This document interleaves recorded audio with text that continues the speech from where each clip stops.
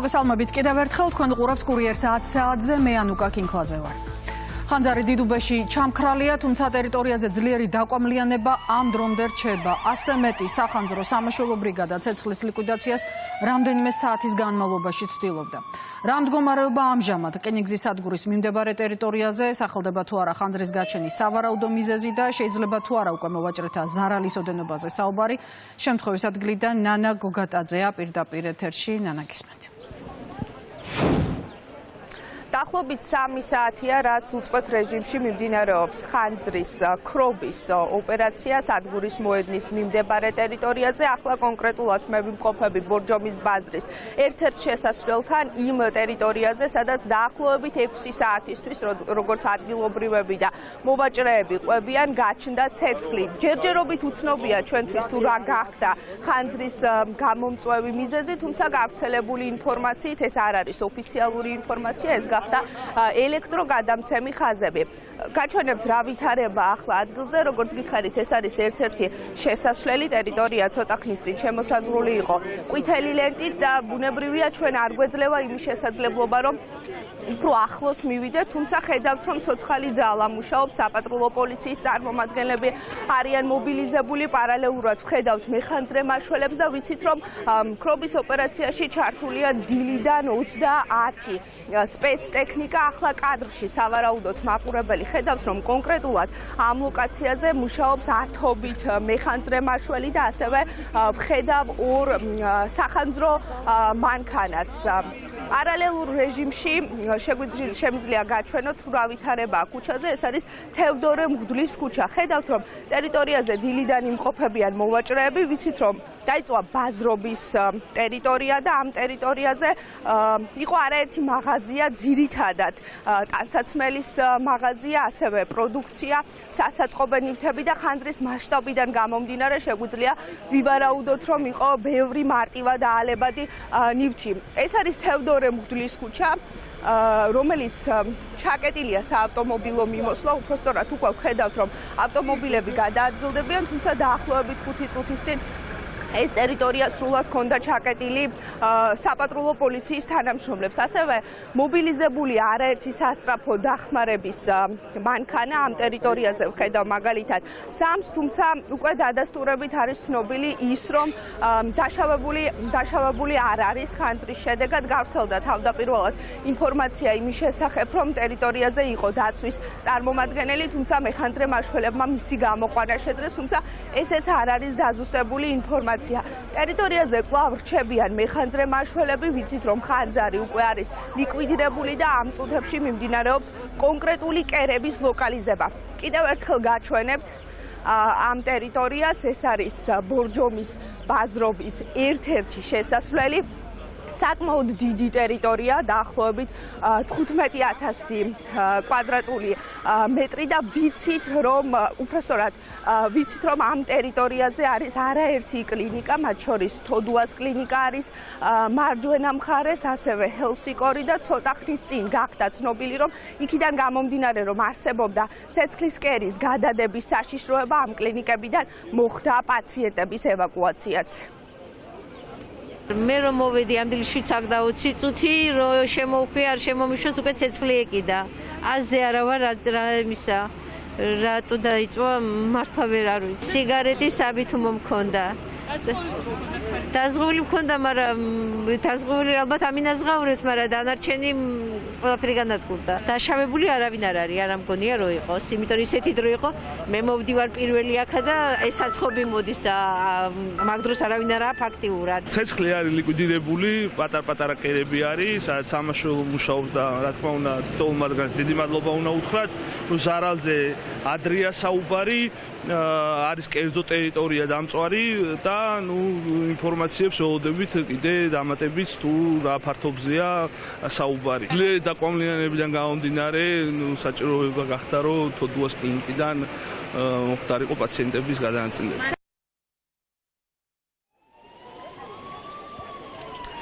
წვევიან ადგილზე ბუნებრივია მეხანძრე მაშველები, ასევე სპეცტექნიკა. ცეცხლი არის უკვე ლიკვიდირებული და მაინც რჩება კონკრეტული ხანძრის კერები, რომლის ლოკალიზებაც სავარაუდოდ რამდენიმე საათში მოხდება.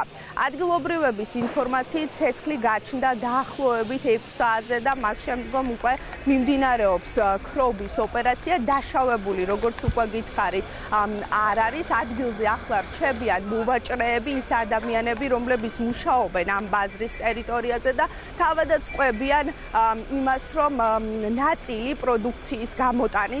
პროდუქციის ნაწილის გამოტანა მათ შეძლეს, თუმცა ძირითადი ნაწილი მაინც არის დამწვარი. ადგილზე მუშაობს 150 მეხანძრე მაშველი და 30 სპეცტექნიკა. 112-დან შემოსული ინფორმაციის საფუძველზე 5 წუთშია ეკიპაჟები ადგილზე მოსულები. დაახლოებით 150 მეხანძრე მაშველი იყო მობილიზებული ადგილზე და 30 სახანძრო ავტო სპეციალური ტექნიკა, რამაც მოგვცა საშუალება ხანძრის გავრცელების რისკის მოხსნა. იყო გავრცელების რისკის საფრთხე, რა თქმა უნდა, დაახლოებით ამ დროისთვის დამწვარია 15000 კვადრატულ მეტრზე.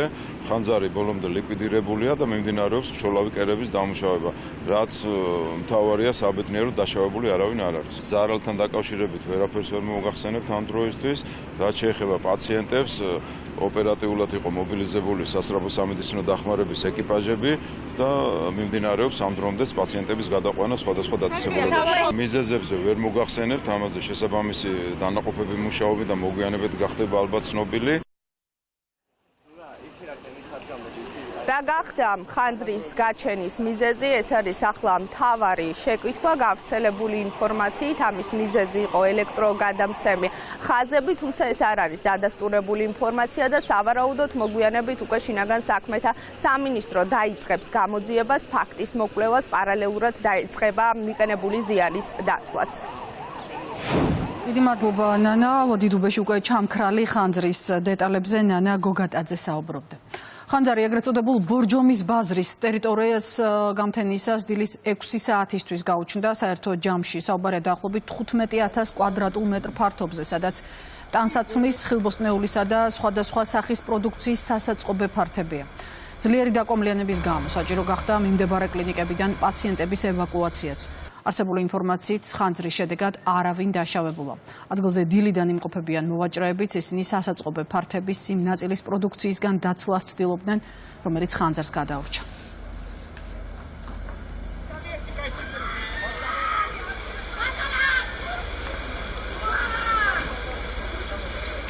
დიდუბეში გაჩენილი ხანძრის გამო განცხადებები გავრცელეს მიმდებარე ტერიტორიაზე განლაგებულმა კლინიკებმა.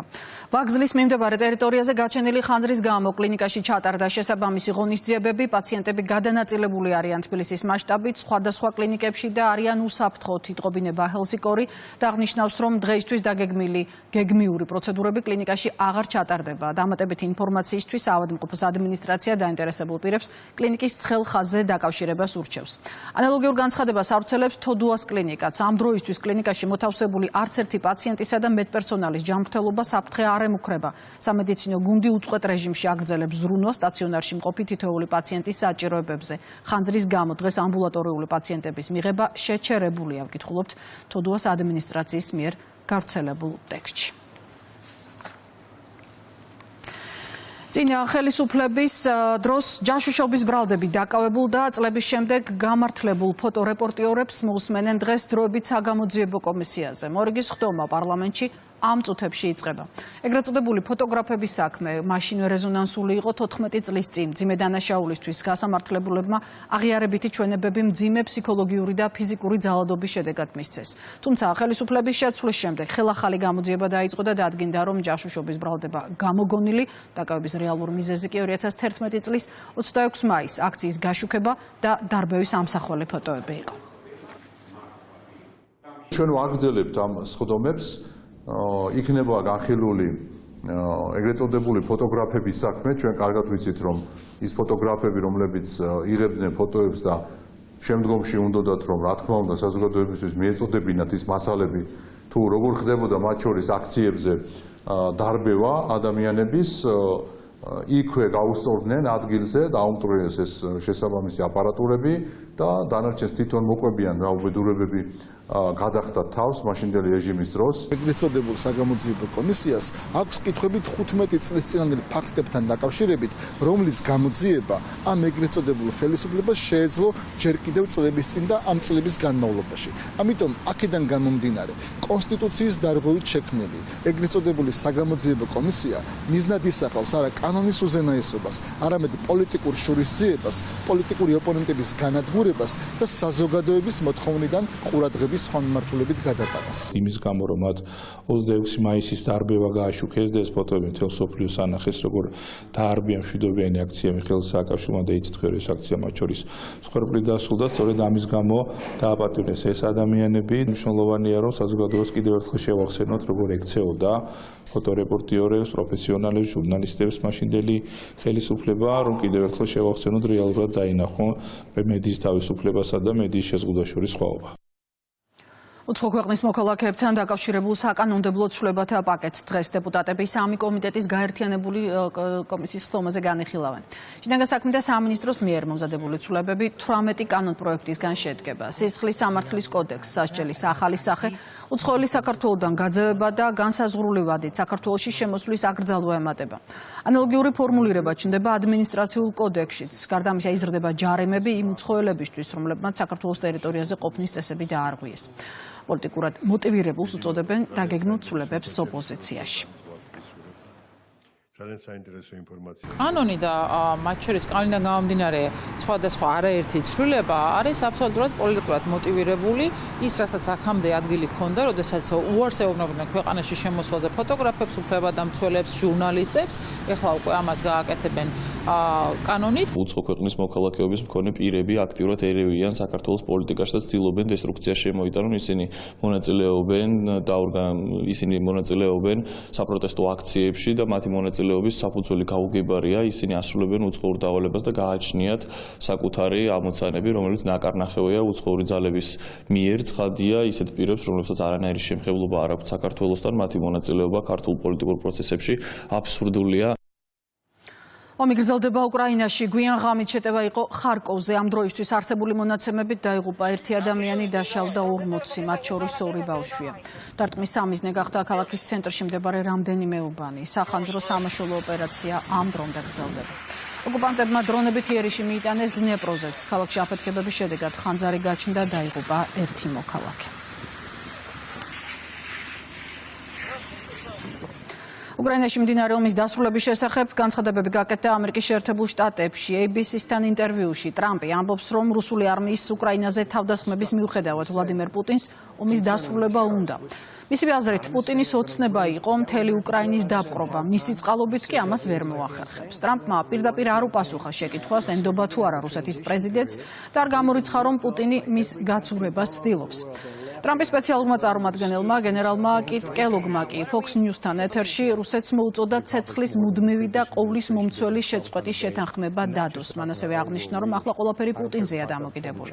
კელოგი გამოეხმაურა პუტინის გამოცხადებულ სამდღიან ზავს და თქვა, რომ ეს აბსურდია და ტრამპს ყოვლის მომცველი შეთანხმება სჭირდება.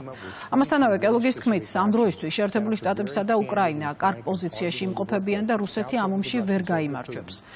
ამერიკის შეერთებული შტატები რუსეთ-უკრაინის ომის დასრულების მოლაპარაკებებს დატოვებს, თუ რუსეთის ფედერაცია და უკრაინა პროგრესს არ აჩვენებენ. ამის შესახებ შეერთებული შტატების სახელმწიფო დეპარტამენტის პრეს-სპიკერმა ტემი ბრიუსმა სახელმწიფო მდივნის მარკო რუბიოს სიტყვების ციტირებისას განაცხადა.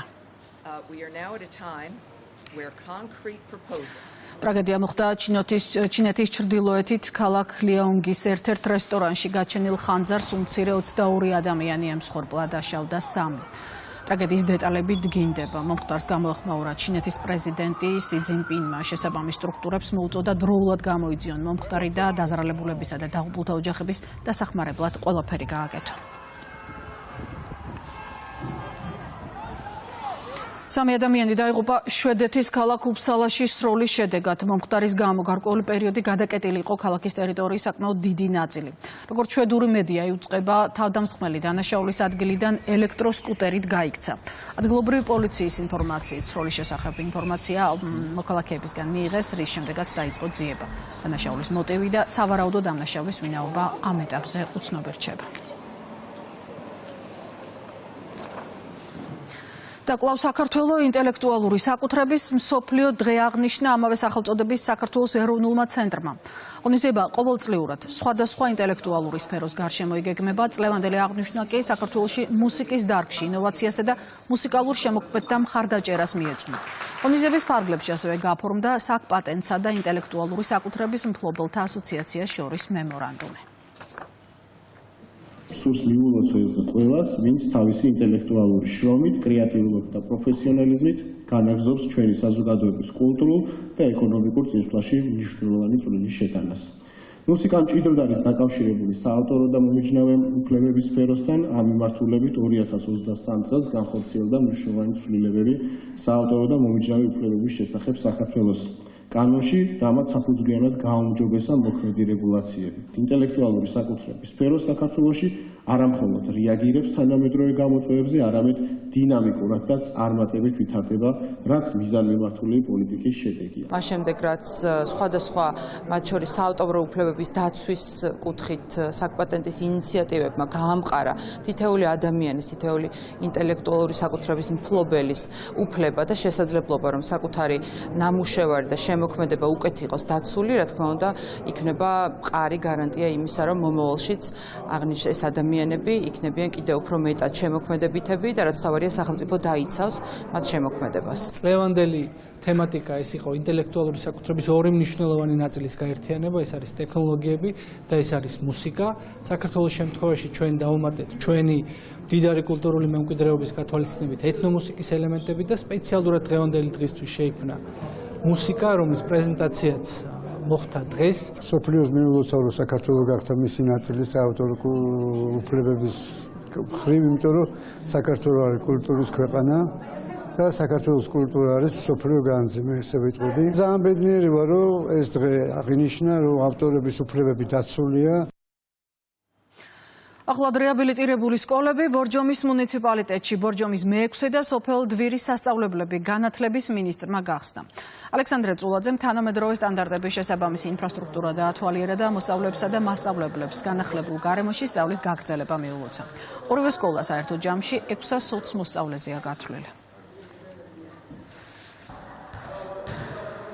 ვაგრძელებთ სასკოლო ინფრასტრუქტურის განვითარებას, ამ მიმართულებით მართლაც მნიშვნელოვანი შედეგები გვაქვს. ეს შედეგები არის ხელშესახები და თვალსაჩინო. ძალიან სასიამოვნოა, როცა ხედავ ამდენ მომღიმარ სახეს და ბედნიერ მოსწავლეს, მასწავლებელს და სკოლის თანამშრომელს, რომლებიც დიდი სიხარულით დაუბრუნდნენ სასწავლო პროცესს განახლებულ საგანმანათლებლო სივრცეში. ჩვენ დღეს ასევე გავეცანეთ STEM კლუბს და STEM ლაბორატორიას. მოგეხსენებათ განათლების, მეცნიერებისა და ახალგაზრდობის სამინისტროს კიდევ ერთი ინიციატივა და სიახლე არის სწორედ საჯარო სკოლებში STEM კლუბების დანერგვა. მოხდა კაპიტალური რეაბილიტაცია, სრულად თანამედროვე სტანდარტებით არის აღჭურვილი ეს სკოლები.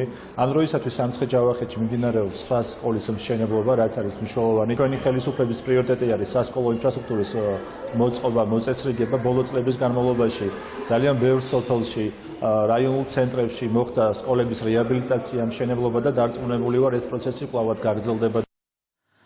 საარჩევნო ადმინისტრაციის შეხვედრა ახალგაზრდებთან დუიში. მიზანი საარჩევნო საკითხებთან დაკავშირებით ცნობიერების ამაღლება და ინფორმირებულობა. გიორგი კალანდარიშვილმა შეკრებილებს ვრცლად ესაუბრა არჩევნების ისტორიაზე, ამორჩევლის როლსა და საარჩევნო უფლებაზე. შეხვედრა ახმეტის მუნიციპალიტეტში ახალგაზრდობის სააგენტოს საგრანტო კონკურსის ფარგლებში შედგა.